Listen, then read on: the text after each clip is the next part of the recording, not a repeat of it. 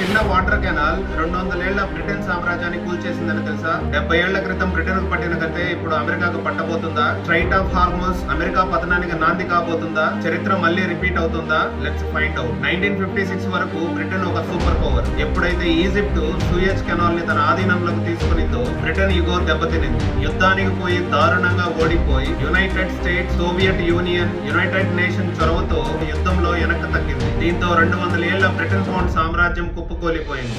ఒక్క కాలువ ఒక సూపర్ పవర్ ని సామాన్య దేశంగా మార్చేసింది. ఇప్పుడు సరిగ్గా అదే సీన్ రిపీట్. ప్రపంచంలో 20% of the oil supply strait of Hormuz ద్వారానే జరుగుతుంది. దీన్ని గాని ఇరాన్ ఆపేస్తే ఆయిల్ ధరలు పెరగడంతో పాటు ఆయిల్ సంక్షోభం, లాట్ ఆఫ్ డిపెండెన్సీ ఇండస్ట్రీస్ మూతపడతాయి. ఇప్పుడున్న సిచ్యువేషన్ బట్టి చూస్తే ఇరాన్ యుద్ధం మీద గట్టి పట్టే సాధించింది. ట్రంప్ ఎంత హెచ్చరించినా సరే ఇరాన్ తగ్గట్లేదు. వియత్నాం, ఆఫ్ఘనిస్తాన్, ఇరాక్ లాంటి దేశాల మీద వరుసగా అమెరికా తన పట్టును కోల్పోతూ వస్తుంది. ప్రపంచమంతా అమెరికా వీక్ అయిపోయిందని అనుకుంటున్నారు. వార్ గెలిస్తే డాలర్ బలపడుతుంది, ఆధిపత్యం కొనసాగుతుంది. ఓడిపోతే 1956 సీన్ రిపీట్ అయ్యి డాలర్ పాతాలని పడిపోతుంది. దీని మీద మీ అభిప్రాయం ఏంటో కమెంట్ చేయండి. చాలా మంది వీడియోస్ ని చూస్తున్నారు కానీ సబ్స్క్రైబ్ చేయట్లేదు. ఇలాంటి వాల్యుబుల్ ఇన్ఫర్మేషన్ మిస్ అవ్వకూడదు అనుకుంటే మన ఛానల్ సబ్స్క్రైబ్ చేసుకోండి.